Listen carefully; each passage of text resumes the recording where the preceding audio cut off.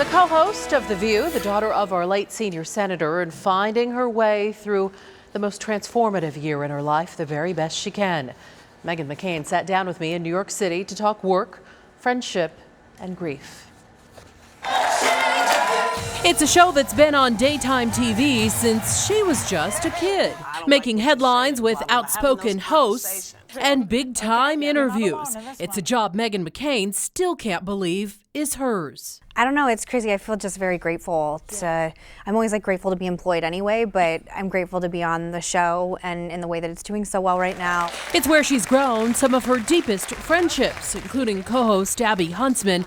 And it's also where she's grieved her deepest loss. I'm one of the luckiest people that has ever lived to be able to feel how much people loved him. Meghan McCain is unapologetic for her grief, so real, so raw, so public. Like so many experiencing deep loss, she counts the days. And I don't mean to get emotional. I'm only 8 months out of it, and I loved my dad more than anything in the entire world, and I love Arizona more than anything in the entire world.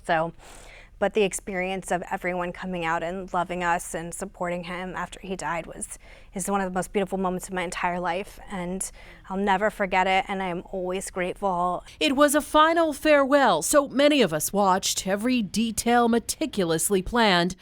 But I wondered, could she see them on that warm Saturday night lining the overpasses? Seeing so many people with so many flags from the moment we left Cornville. I didn't even know people knew that that's where we lived.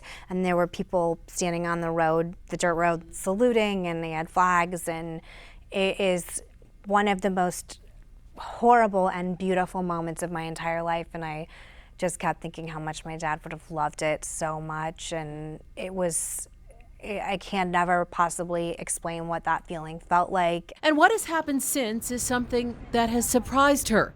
She hasn't been home. The last time I was there was when my dad died.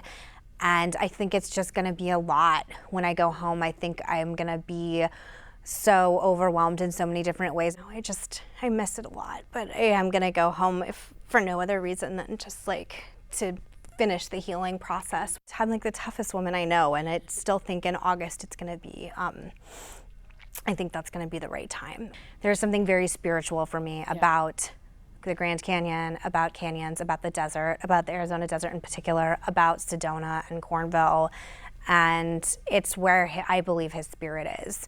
So I think that's probably part of the reason why it's still difficult for me to go home. But the way Arizona, I'm gonna cry, and I just don't know why I keep crying at things, but the way that Arizona loves my dad is the way that I love him. So it was so beautiful, and I'm sorry, I just still cry talking about him, but it was one of the most beautiful experiences of my life. And I think that's also why I love Arizona so much, is because they just always love my dad so much back. And it's just very, very, very special, and I'm so blessed and so privileged to have seen it. And it's just he loved Arizona so much more. He loved Arizona as much as he loved me. So much more to talk about with Meghan, including massive misconceptions, motivating insecurities, and whether she would ever run for office. Part 2 of my exclusive with Meghan McCain coming up tomorrow night right here at 10.